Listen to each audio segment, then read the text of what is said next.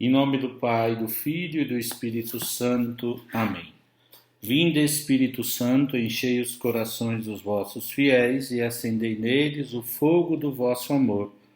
Enviai o vosso Espírito e tudo será criado e renovareis a face da terra. Oremos. Ó Deus, que instruíste os corações dos vossos fiéis com a luz do Espírito Santo, fazei que apreciemos retamente todas as coisas, segundo o mesmo Espírito, e gozemos sempre da sua consolação, por Cristo Senhor nosso. Amém.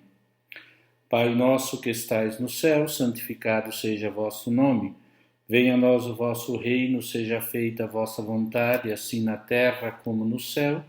O pão nosso de cada dia nos dai hoje, perdoai-nos as nossas ofensas, assim como nós perdoamos a quem nos tem ofendido.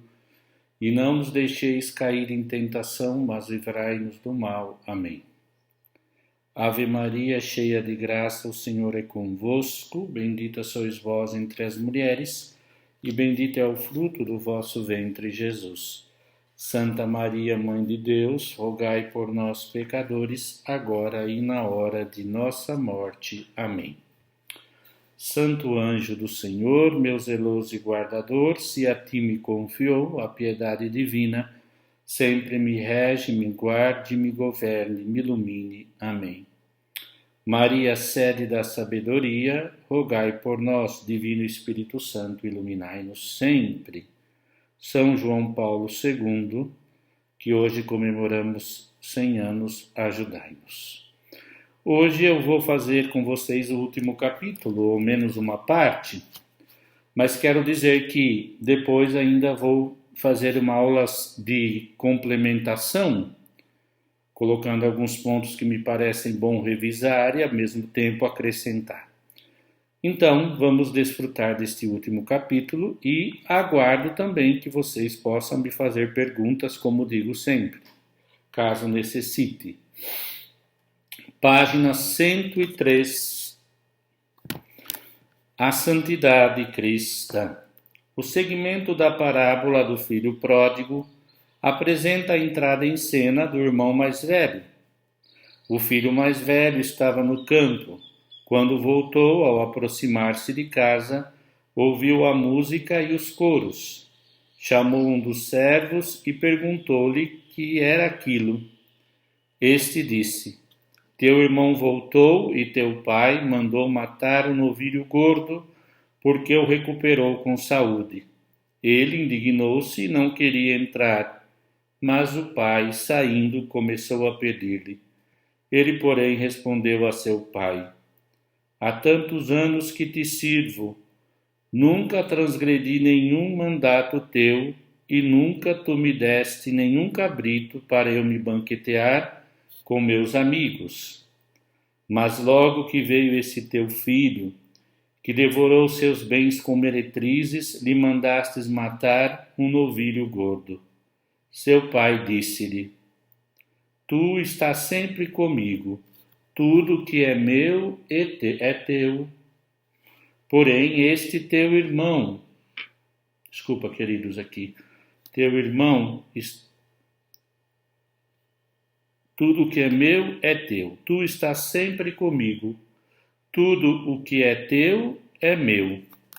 Era, porém, justo que houvesse banquete e festa, porque teu irmão estava morto e reviveu, tinha se perdido e foi encontrado. Nós viramos para a página 104. Pode extrair-se, então, duas consequências do relato do filho mais velho. Vocês se lembram, como eu disse no começo do livro, que era mais oportuno, às vezes, lembrar que não é a parábola do filho pródigo, era de um pai que tinha 2 filhos. E agora vamos ver. O filho mais velho permaneceu todo o tempo em casa. Aí trabalhou. De fato, quando regressou seu irmão, estava no campo. Cumpriu obedecendo a todas as ordens do seu pai. Mas a sua atitude e as suas palavras denotam uma notável pobreza espiritual e uma falta de horizontes. Não experimenta a alegria de viver com seu Pai. Parece não valorizar os dons que estão à sua disposição, enquanto lhe custa não ter podido satisfazer um capricho. Como eu disse para vocês, meus amados e amadas, esse vivia como um escravo. Por quê? Vamos ver. Página 104.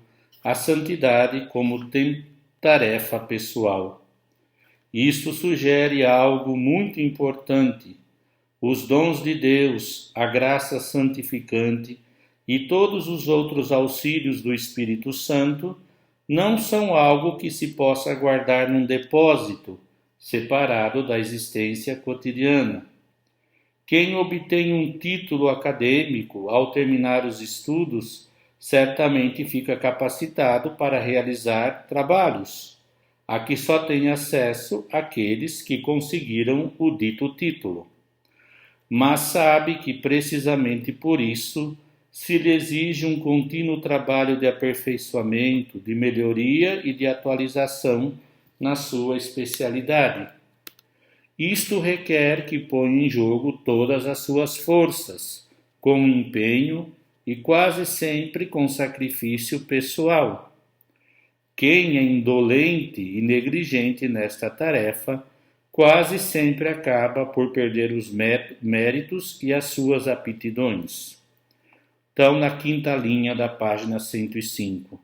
Salvo as devidas distâncias, algo de parecido acontece com a vida da graça que um dia se nos infundiu no batismo e se desenvolveu com os sacramentos, a palavra de Deus e a educação cristã.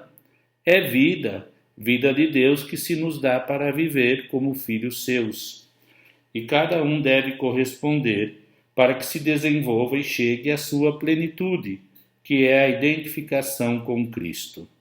Nisto consiste a santidade, e esta é a vocação que todos estão chamados.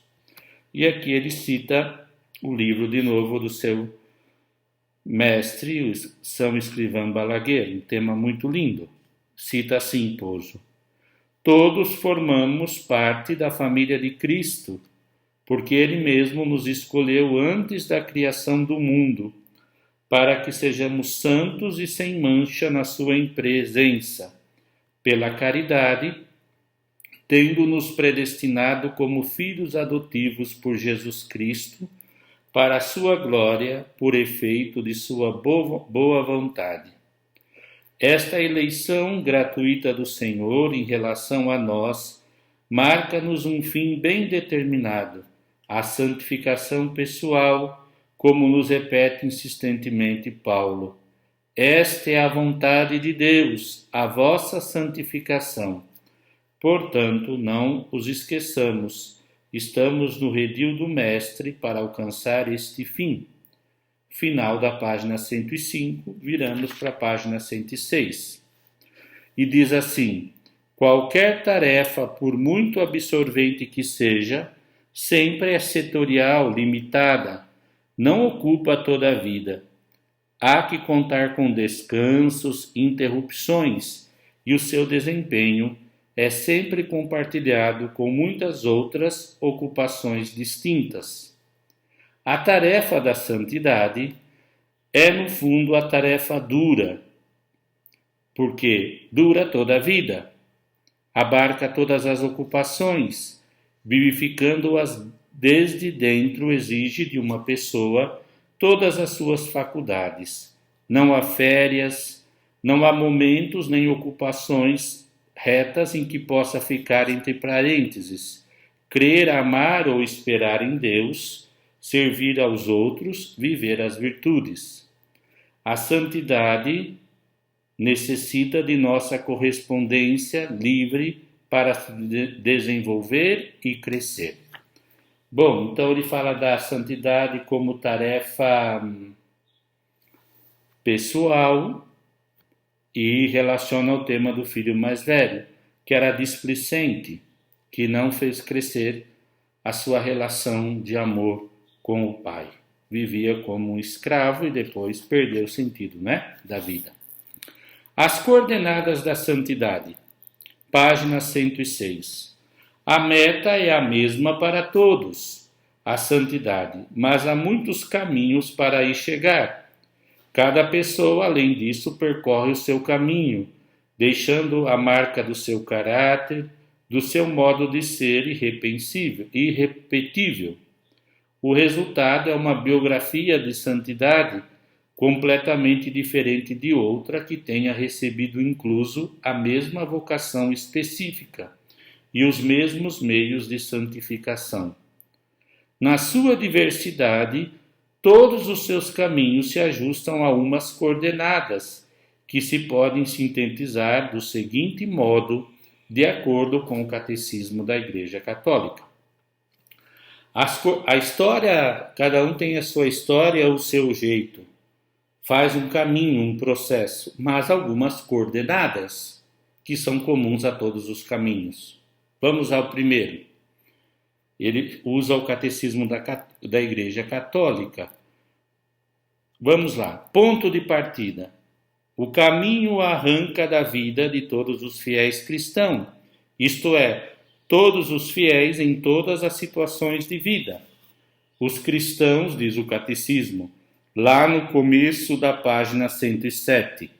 Os cristãos de qualquer estado ou ordem são chamados à plenitude da vida cristã e à perfeição da caridade. Todos são chamados à santidade. Sede perfeitos como vosso Pai Celeste é perfeito.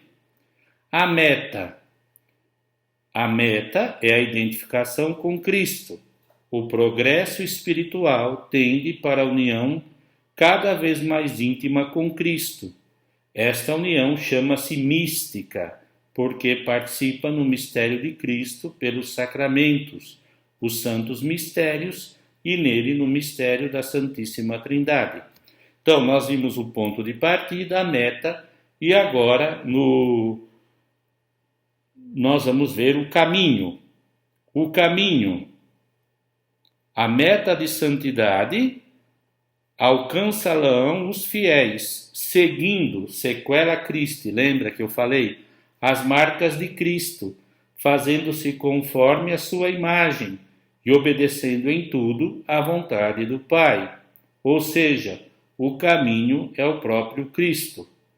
O apóstolo Tomé, no momento da conversa no cenáculo, dirige-se a Jesus com esta pergunta: Senhor, nós não sabemos para onde vais. Como podemos saber o caminho?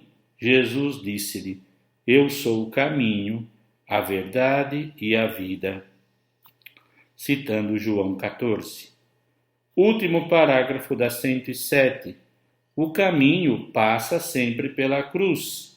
São Mateus relata uma das cenas em que Jesus explica com toda clareza. Ocorre pouco depois da concessão do primado de Pedro. Página 108, vamos ver Mateus 16. Desde então, começou Jesus a manifestar a seus discípulos que devia ir a Jerusalém, padecer muitas coisas dos anciãos, dos príncipes, dos sacerdotes e dos escribas, ser morto e ressuscitar ao terceiro dia. Tomando-o Pedro à parte, começou a increpá-lo, dizendo: De tal não permita, Senhor, Deus, tal não permita, Senhor, não te sucederá isto. Ele, voltando-se para Pedro, disse-lhe: Retira-te de mim, Satanás, tu serve-me de escândalo, porque não tens a sabedoria das coisas de Deus, mas dos homens. Então Jesus disse aos seus discípulos: Se alguém quer vir após mim, negue-se a si mesmo, tome sua cruz e me siga. O seguimento de Cristo não pode se limitar a uma parte da sua vida ou da sua missão. Tem de ser dentro de suas circunstâncias pessoais, completo. E toda a vida de Jesus está orientado para o sacrifício da cruz. De forma análoga, disposto na página 108, para cada cristão, o caminho da perfeição passa necessariamente pela cruz. Não há santidade sem renúncia e sem combate espiritual. Todo progresso na vida espiritual implica a ascese e a mortificação. Por isso é trabalhoso e frequentemente vai acompanhado pela dor.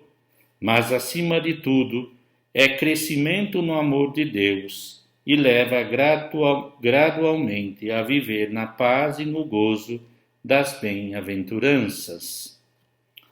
O caminho, última linha do 108, último parágrafo que começa. O caminho já está assinalado nas suas linhas essenciais. Pode começar-se a percorrer aqueles que o fazem e que nele perseveram.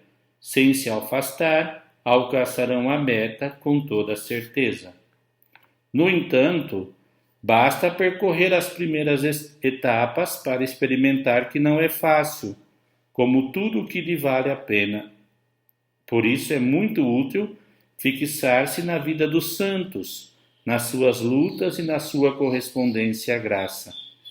Poderemos aprender deles vendo como procuram identificar-se com Cristo e como o conseguiram. O estudo da vida dos santos compete a uma parte da teologia que se chama teologia espiritual. Nos tratados clássicos, denomina-se geralmente como ascética e mística.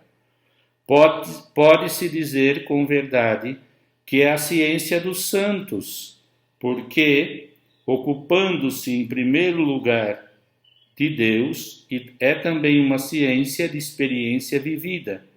Quer dizer, estuda como se fez a realidade à santidade ao longo das biografias dos santos e dos grandes mestres da espiritualidade de todos os tempos. Ele, com as suas vidas e seus escritos, proporciona-nos uma espécie de pauta para orientar a tarefa da própria santificação. Então, espero que vocês peguem um gosto aí em estudar a teologia espiritual e também aprofundar uma parte dela, a ascética e a mística, o encontro da alma com Deus. Alguém já disse que existe o quinto evangelho. O quinto evangelho é a vida dos santos. Então, as coordenadas desse caminho têm ponto de partida, meta, caminho, como se faz o caminho. E agora, na página 109, nós vamos estudar a pauta desse encontro. Trata-se de uma imagem gráfica que empregou um dos grandes mestres espirituais, o beato José Maria, hoje santo, para se referir a uma das suas homilias intitulada Rumo à Santidade. Nesta homilia, expôs com profundidade e simultaneamente com simplicidade como Deus chega às almas, que situações interiores se costumam verificar e como é preciso encará-las para compreender a graça em todas as almas. E ele parte então, que interessante, né? Ele é da Opus Dei e ele parte sempre da sua espiritualidade. E a gente vê que se a gente ouve com amor, a gente entende o pressuposto dele, mesmo nós, eu pelo menos que não sou da Opus Dei. Mas é bonito como ele usa uma homilia do São Escrivão Balaguer para explicar no seu livro de graça o caminho da santidade. Nós estamos na página 110, na terceira linha, e ele diz: qual é a pauta? A pauta é uma folha de papel com linhas horizontais muito marcadas. Utiliza-se para colocar debaixo do papel em que se vai escrever, para que, guiando-se por essas réguas que se veem à transparência, as linhas da escrita não saiam tortas. Não sei se vocês já usaram isso, mas era uma folha que todo mundo tinha, riscada, e que colocava embaixo da folha branca para escrever retinho. Eu acho que eu nunca usei, mas já vi quem usa. A pauta proporciona somente a orientação que permite escrever direito. mas a escrita é completamente pessoal. Com uma mesma pauta podem sair páginas muito diferentes. Do mesmo modo, olha que lindo aqui, na vida da graça há uma série de linhas que são uma espécie de pauta, que marcam por onde se desenvolve a luta pessoal para alcançar a santidade. Vamos expô-las em seguida de uma forma esquemática. Tá certo? Então ele vai explicar. Primeiro, os caminhos da oração, página 110. Se a procura da santidade supõe um crescimento progressivo no amor a Deus, necessariamente que exigirá um trato mútuo, intercâmbio de conhecimento, diálogo, quer dizer oração. Há um único modo de crescer na familiaridade e na confiança com Deus, a intimidade da oração, falar com Ele, manifestar-lhe de coração a coração o nosso afeto. O caminho que conduz à santidade é o caminho da oração, lá no final da página 110. E a oração deve enraizar-se pouco a pouco na alma, como uma pequena semente que se tornará ainda mais frondosa. Cita de novo Balaguer nesse livro Amigos de Deus. A oração é o princípio. Ora bem, como se começa a fazer a oração? Como começa a arraigar-se na alma, a ficar enfincada na alma? Primeiro, a oração vocais. Ponto A na 111. Começamos com orações vocais que muitos de nós repetimos desde crianças. São frases ardentes e simples dirigidas a Deus e à sua mãe, que é a nossa mãe. Primeiro uma jaculatória, depois outra e outra. As orações vocais são o primeiro degrau, pois é nas palavras mentais ou vocais que a nossa oração toma corpo. A oração vocal é um elemento indispensável na vida cristã. Aos discípulos atraídos pela oração silenciosa do seu mestre, este ensina-lhes uma oração vocal, o Pai Nosso. O fato de se começar com orações vocais não faz delas algo de exclusivo para as crianças ou principiantes. A oração vocal nunca se abandona. Está muito de acordo com o modo de ser humano, corpo e espírito, expressar externamente os nossos pensamentos, desejos, súplicas, afetos. Isso é rezar com todo o nosso ser. Agora, na página 112, o segundo modo de rezar, a meditação. Uma mesma oração vocal, ao ser recitada por diferentes pessoas, suscita nelas ressonâncias distintas, afetos e inspirações muito pessoais. É o começo da oração mental ou meditação? A oração mental não é, em meu entender, senão uma relação íntima de amizade, em que muitas vezes se nos entretemos a sós com Deus, que sabemos que nos ama. Ele cita Santa Teresa d'Ávila no livro da vida. É falar com Deus dele e de si mesmo, de alegrias, tristezas, preocupações, ações de graça e petições. Em suma, conhecê-lo e conhecer, ganhar intimidade. Próximo parágrafo. A meditação faz intervir o pensamento, a vontade, a imaginação, o desejo, o sentimento, as emoções. Esta mobilização é necessária para aprofundar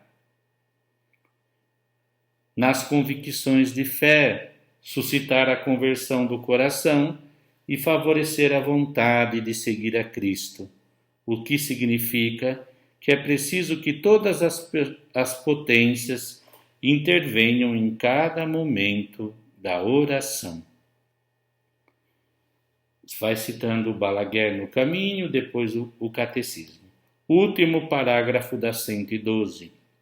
Habitualmente, Faz-se com a ajuda de algum livro. O principal é a Sagrada Escritura, especialmente os Evangelhos. Também são uma ajuda preciosa aos textos litúrgicos, os escritos dos padres e as obras de espiritualidade. A oração mental também se alimenta dos acontecimentos da vida, da história do grande livro da criação. Cita aqui o Catecismo. Depois, terceira forma de oração elencada pelo autor, a contemplação.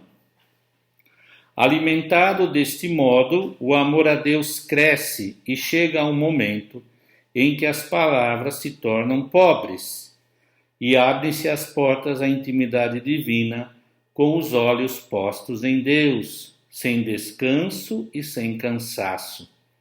Enquanto realizamos com a maior perfeição possível, dentro dos nossos erros e limitações, as tarefas próprias da nossa condição e do nosso ofício, a alma anseia escapar-se, vai até Deus como ferro atraído pela força do ímã.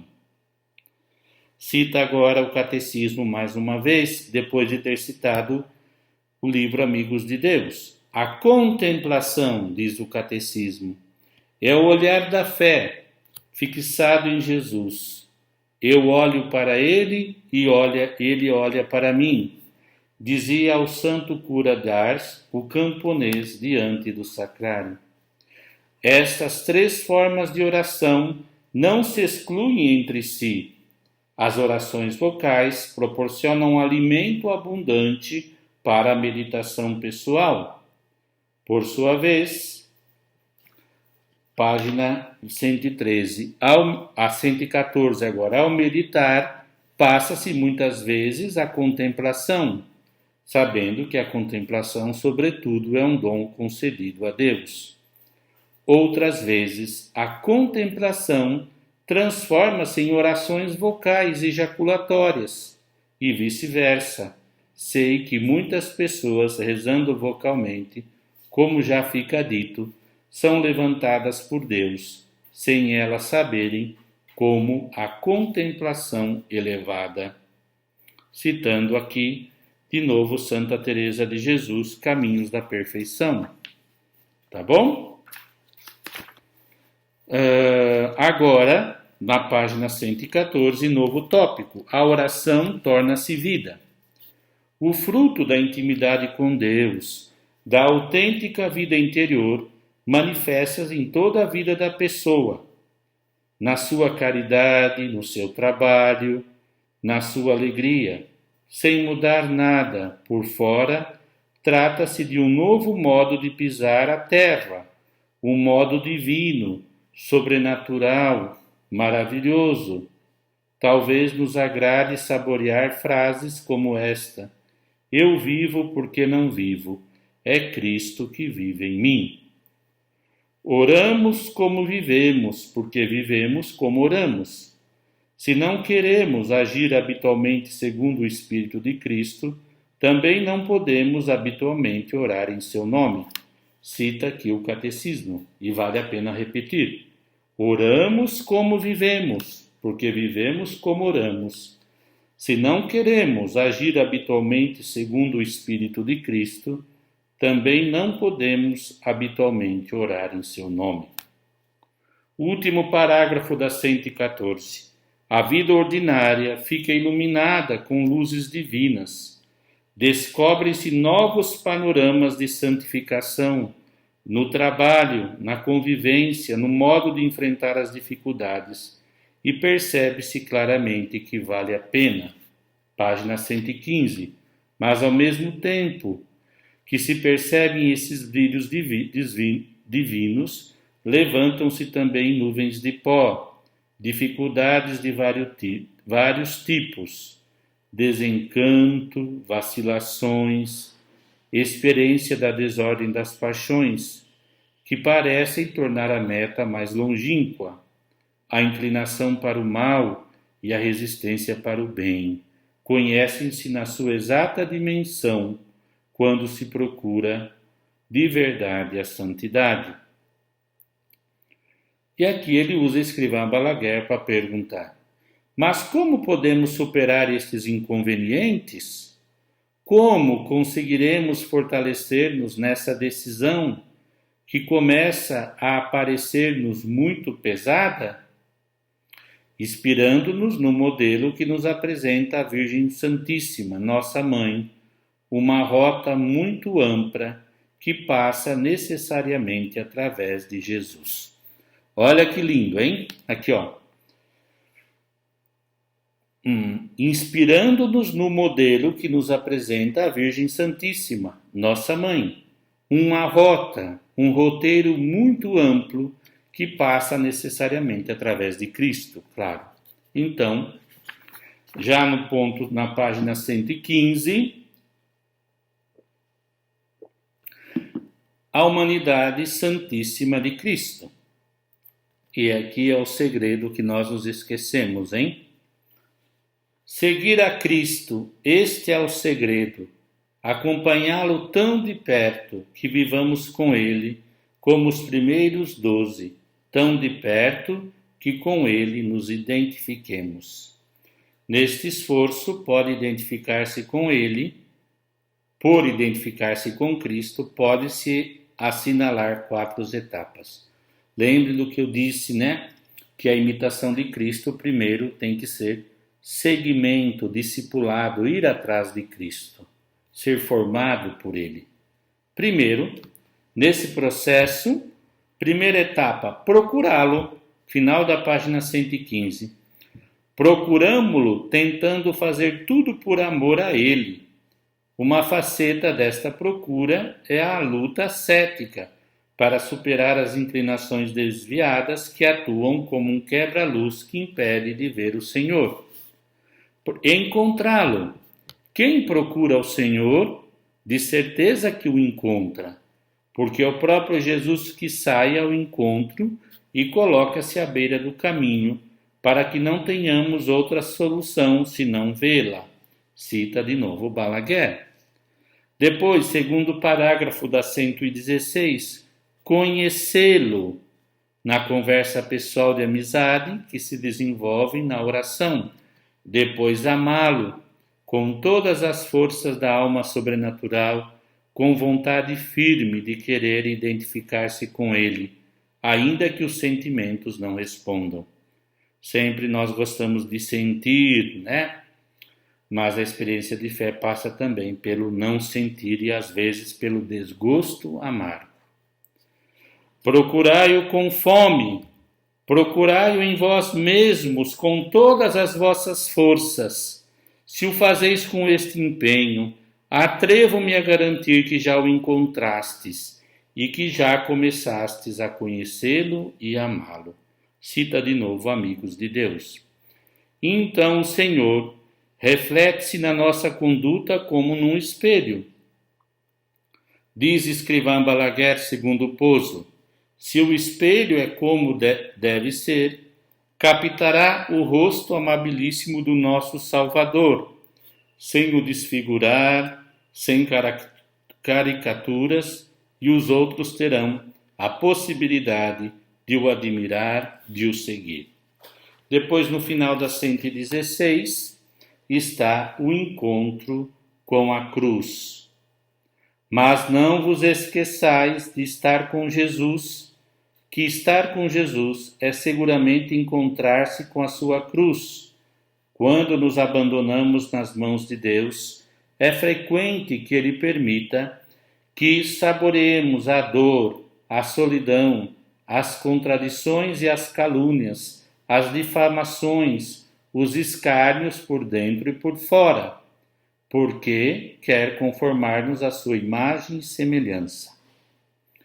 É a experiência da dor física ou moral, muitas vezes em coisas de natureza comum, mas sem excluir esses momentos particulares em que se faz sentir com mais força. Na página 17, nós lemos no primeiro parágrafo e na quinta linha, então, a experiência da dor física ou moral, doença, abandono, não ser bem tratado, não ser bem aceito, também as nossas doenças e etc. da alma. Depois diz no outro parágrafo, 117, na linguagem corrente ainda se fala de cruzes, para se referir às coisas que fazem sofrer. Nem sempre são a cruz de Cristo. Para que o seja, é necessário percorrer umas etapas. Primeiro, resignar-se com a cruz. É um começo ainda imperfeito, mas positivo porque leva a vencer a resistência inicial. Na cruz tinha ao lado de Jesus, 2 ladrões. Um aceitou a cruz e se configurou a Cristo e se santificou naquele momento. Outro rejeitou violentamente a cruz e rejeitou a Cristo. Pensem nisso. Depois aceitá-la. A aceitação abre a alma para uma paz mais profunda e serena. Não é verdade que quando deixas de ter medo à cruz, quando pões a tua vontade em aceitar a vontade divina, és feliz. Passam-te todas as preocupações, os sofrimentos físicos ou morais. Um livro do São José Maria Escrivá que comenta a Via Sacra. Depois continua citando o Santo Rosário do mesmo autor. Querer a cruz. Procurando em tudo o que Cristo quer. Último parágrafo. Não te resignes com a cruz. Resignação é palavra pouco generosa. Quer a cruz. Quando a quiseres de verdade, a tua cruz será uma cruz sem cruz. Já não terá aquela coisa apavoradora. Depois, na página 118, diz amá-la. É verdadeiramente suave amar a cruz de Jesus. Ali não contam apenas só a alegria de saber-se corredentores com Ele. Eu completo na minha carne o que falta à paixão de Cristo. Eu amo a cruz e eu ajudo Jesus de um modo misterioso à obra da salvação e da redenção. Tá bom? Então, agora no segundo parágrafo, quarta linha, da página 118. Em algumas ocasiões, a cruz apresenta-se escondida atrás de dificuldades profissionais, familiares ou de convivência com outras pessoas, outras em doença ou como consequência de injustiças alheias, etc.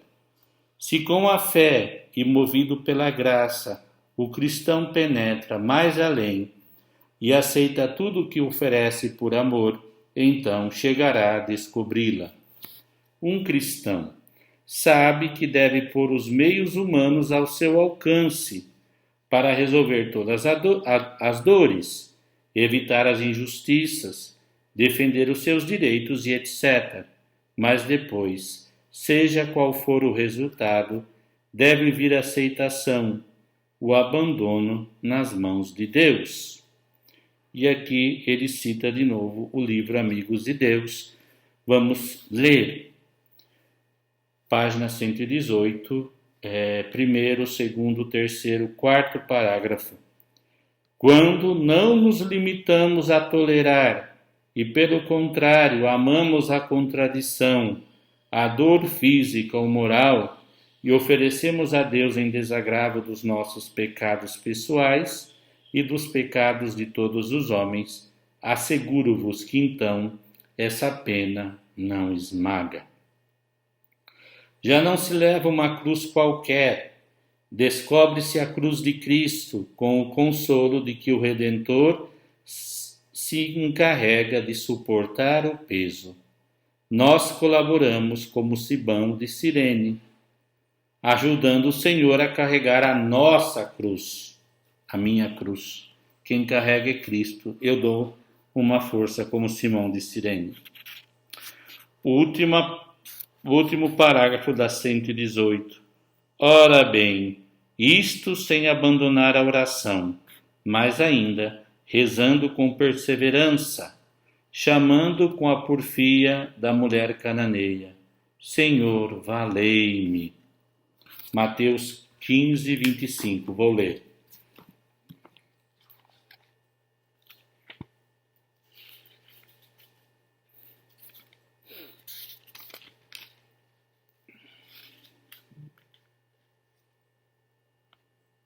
Mateus 15, perdão. Jesus, partindo dali, retirou-se para a região de Tiro e Sidônia, e eis que uma mulher cananeia daquela região veio gritando: Senhor, filho de Davi, tem compaixão de mim. A minha filha está horrivelmente endemoniada.